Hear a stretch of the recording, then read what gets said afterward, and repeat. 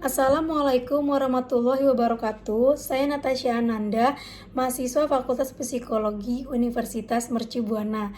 Jadi di sini saya ingin menjelaskan tentang kelompok bisnis atau ide bisnis yang akan saya jalankan dengan rekan-rekan saya. Yang pertama mengenai latar belakang kenapa saya memilih bisnis di bidang kuliner. Karena usaha bisnis pada bidang kuliner itu semakin hari semakin banyak diminati. Contohnya masyarakat itu makin banyak yang gemar memburu makanan, baik itu makanan tradisional, nasional maupun internasional. Hal tersebut dibuktikan juga dengan semakin banyaknya usaha kuliner yang berdiri dari waktu ke waktu dan itu berkembang sangat pesat teman-teman. Tentunya dengan penawaran yang berbeda, dengan penawaran yang unik atau mungkin dengan penawaran yang ciri khas dari pembisnis tersebut. Nah, terus kenapa sih alasan kuatnya saya itu memilih usaha di bidang kuliner ini? Nah, hal tersebut itu karena pada masa kini kebutuhan akan makanan itu bukan semata-mata hanya untuk terpenuhi, tapi menurut teori kebutuhan Maslow, makanan itu sudah menjadi tren di kalangan masyarakat sendiri. Jadi masyarakat kita itu sama makanan kuliner itu tentunya sangat banget menikmati dan berminat banget di bidang makanan teman-teman. Makanya kenapa sih saya memutuskan untuk bisnis di bidang kuliner itu menjadi alasan tersendiri juga untuk saya. Hal tersebut juga nampak dari aktivitas makanan bersama teman atau kerabat itu dimanfaatkan juga sebagai ajang sosialisasi atau kumpul bersama. Jadi kalau misalkan kita sedang berkumpul bersama sama teman-teman kita, kan gak mungkin banget kan kalau kita itu kumpul tapi nggak ada makanan atau lagi dessert-dessert kayak gitu. Pastinya akan diburu tuh teman-teman makanan itu. Makanya di sini saya itu dan kelompok bisnis saya berbisnis itu di bidang kuliner, khususnya banana nugget crispy. Itu yang akan saya dan kelompok bisnis saya jual. Terus gimana sih caranya biar bisnis kita itu menghasilkan usaha bahkan menghasilkan untung? Yang pertama kita lihat dulu masyarakatnya itu yang berminat sama kuliner itu dari kalangan mana aja. Nah, terus caranya agar menghasilkan uangnya itu dengan cara kita menawarkan produk kita, dengan kita menjualkan produk kita. Baik itu kita jual secara online ataupun secara offline. Kalau misalkan offline itu tentunya pasti kita sudah memiliki toko dan cabang ya teman-teman. Kalau misalkan kita belum memiliki toko atau cabang tersebut, tenang aja kita masih bisa berjualan secara online. Sistemnya itu bisa dengan cara PO atau pre-order, dimana siapa yang mau itu kita list dulu dan mungkin barangnya itu akan ready-nya di kemudian harinya, besoknya gitu teman-teman. Jadi jangan khawatir, untuk yang ingin bisnis kecil-kecilan dulu bisa mengikuti cara tersebut untuk menghasilkan uang. Nah, terus apa sih nilai tambahan yang akan kelompok bisnis kami berikan kepada orang-orang yang akan membeli produk kita kan teman-teman? Tentunya kita itu harus memiliki inovasi. Kita harus terus berinovasi. Misalkan kita itu membentuk kemasan yang berbeda dan lebih unik dari yang sebelumnya. Terus juga kita itu menciptakan rasa yang lebih enak dari yang sebelumnya mungkin udah ada. Terus juga kita memberikan pelayanan yang terbaik serta friendly terhadap pembeli gitu. Nah, terus supaya produk kita itu dilirik sama orang-orang, ya kan, orang-orang pada tertarik atau mungkin orang-orang tuh pada kepo, ih apa sih itu kelebihan bisnisnya, ih apa sih itu kelebihan makanannya, pasti kan pada kayak gitu kan teman-teman. Jadi kita itu harus meningkatkan kualitas produknya, baik itu dari rasa, dari bentuk, dari ukuran, tampilan dan sebagainya teman-teman. Untuk bisnis online bisa juga kita meningkatkan kualitas gambar yang akan kita foto-foto dan akan kita upload tersebut. Itu menjadi nilai tambahan buat kita sendiri. Kalau misalkan kita itu foto di backgroundnya yang bagus, jadinya kan orang-orang tertarik kayak, ih menarik ya, ternyata ini makanannya unik, lucu gitu. Tapi jangan lupa juga dengan rasanya teman-teman, rasanya juga harus kita perhatikan. Jadi biar orang-orang itu nggak hanya sekali order aja, bisa terus-terusan order karena rasanya yang enak. Terus kita juga menjalin hubungan yang baik antara customer dengan kita. Jadi misalkan kalau misalkan customer kita udah membeli produk kita, pasti kan dia memberi saran serta kritik dong. Kayak mungkin entah dari rasanya atau dari bentuknya. Nah, saran-saran itu kita terima, kita kumpulkan, dan itu menjadi evaluasi dari kita yang menjalankan bisnis tersebut. Kayak misalkan kita kurang di packaging, oh kita di komen nih, packagingnya kurang bagus kak, karena dalam jangka panjang itu kalau packagingnya seperti ini akan mudah rusak atau seperti apa. Nah itu kan bisa jadi evaluasi untuk kelompok bisnis kita juga kan teman-teman. Jadi kalau misalkan kita menjalin hubungan yang baik antara customer itu punya akan memiliki nilai tambahan juga buat bisnis yang sedang kita jalankan. Kan biasanya ada kan yang diterima, yang diberi saran itu malah nggak terima gitu. Nah kalau untuk kelompok bisnis kami, insya Allah kami akan menerima berbagai macam kritik yang teman-teman customer kasih. Terus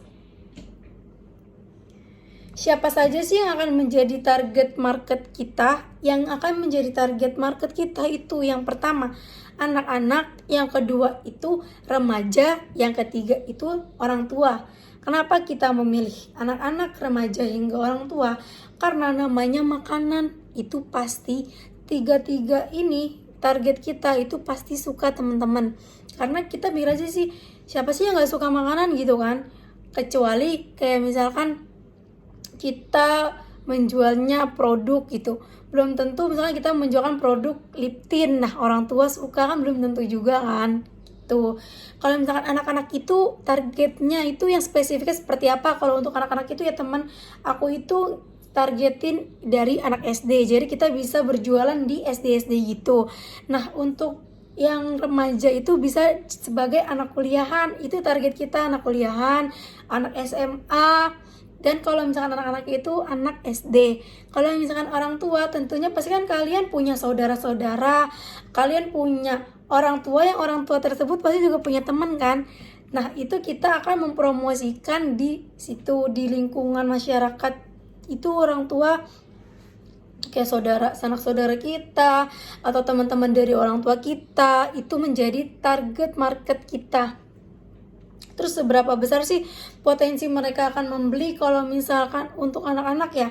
Karena kan kita juga menjualnya dengan harga yang relatif murah. Pasti anak-anak itu bisa untuk membeli makanan yang akan kita jualkan. Jadi potensi untuk lakunya di anak-anak itu lumayan besar juga.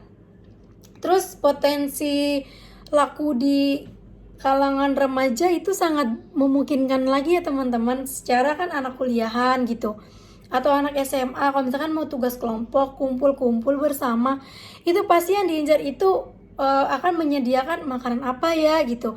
Nah menurut saya banana nugget crispy ini sangat cocok dihidangkan sebagai makanan peneman kita menugas, teman kita ngumpul, cocok juga untuk berbuka puasa sebagai takjil gitu. Pokoknya kita memilih ini tuh udah pertimbangan banyak banget yang pastinya, makanya besar potensi untuk lakunya sih insya Allah banyak ya teman-teman.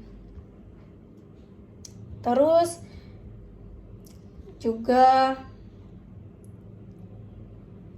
kan pada saat ini tentunya kalian teman-teman sering kan ngelihat makanan atau rumah makan atau restoran, kafe-kafe gitu dengan konsep yang berbeda. Apalagi zaman sekarang itu tentunya pada memiliki konsep yang sangat menarik dan unik, baik itu di desain eksterior ataupun interiornya. Penawaran demi penawaran dari perusahaan kita itu pasti akan terus berganti. Kita mengikuti perkembangan zaman. Misalkan di zaman ini itu lagi pesat-pesatnya kayak yang unik-unik gitu ya, pasti kita akan terus mengikuti perkembangan zaman sekarang. Jadi bisnis saya itu akan menawarkan kepada kalian-kalian semua sesuai dengan zamannya.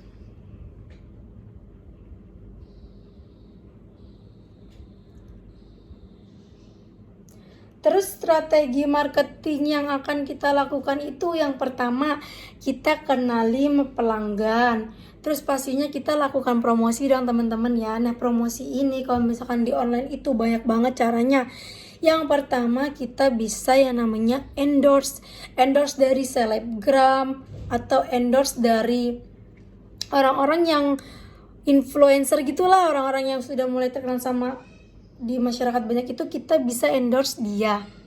Terus strategi marketingnya juga, kita harus memilih lokasi yang strategis itu untuk yang offline ya. Misalkan kita ingin berjualan secara offline, kita itu wajib banget mencari tempat yang sangat strategis agar usaha kita itu terlihat oleh orang-orang. Misalkan kita membuka usaha di daerah dekat kampus, daerah dekat sekolahan, atau daerah dekat-dekat tempat keramaian gitu ya teman-teman. Karena kan gak mungkin banget kita membuka usaha di tempat yang sepi gitu, karena kemungkinan untuk potensi untuk berkembangnya itu sedikit sekali.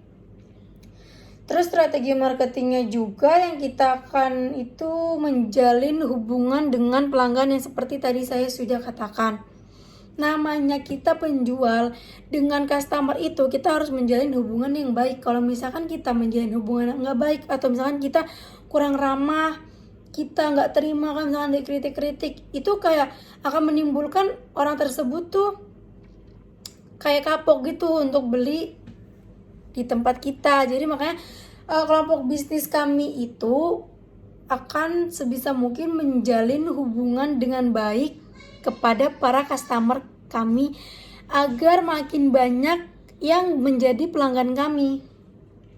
Terus juga kita itu harus fokus, strategi marketing kita itu kita harus fokus dengan apa yang sedang kita jalani. Terus juga kita itu jangan lupa menggunakan sosial media marketingnya itu, karena sangat berpengaruh banget. Contohnya yang seperti endorse tadi saya bilang. Atau mungkin juga misalnya kalian punya Instagram nih, atau kalian punya WhatsApp lah, pasti punya ya. Kalian tinggal videoin, promosiin, itu kan sosial media marketing ya teman-teman. Jadi itu penting banget sebagai strategi marketing kita. Misalkan kalian punya Facebook, kalian punya Instagram, kalian punya WhatsApp, kalian tinggal update, promosiin apa yang akan kalian jual tersebut. Nah, terus kalau misalkan kita ingin buka toko offline itu, kalau dari saran saya seperti yang tadi saya bilang, buka di tempat keramaian. Tapi yang lebih cocok lagi itu buka dekat kampus. Pasti banyak banget kan misalkan anak-anak kuliah gitu, kayak kita aja, kita misalkan lapar, istirahat, pasti kan kita kalau wah apa nih baru gitu kan ya, wah ada banana nugget crispy, apalagi kita tampilannya unik dan berbeda dari sebelumnya, pasti bakal orang-orang tuh tertarik gitu, bakal ngunjungin tempat kita. Itu salah satu strategi marketing kita teman-teman. Nah, jadi hanya segitu yang bisa saya jelaskan dari kelompok bisnis saya, diskusi bisnis saya, ide bisnis kelompok saya, hanya segitu yang saya dapat sampaikan. Kurang lebihnya mohon maaf. Wassalamualaikum warahmatullahi wabarakatuh.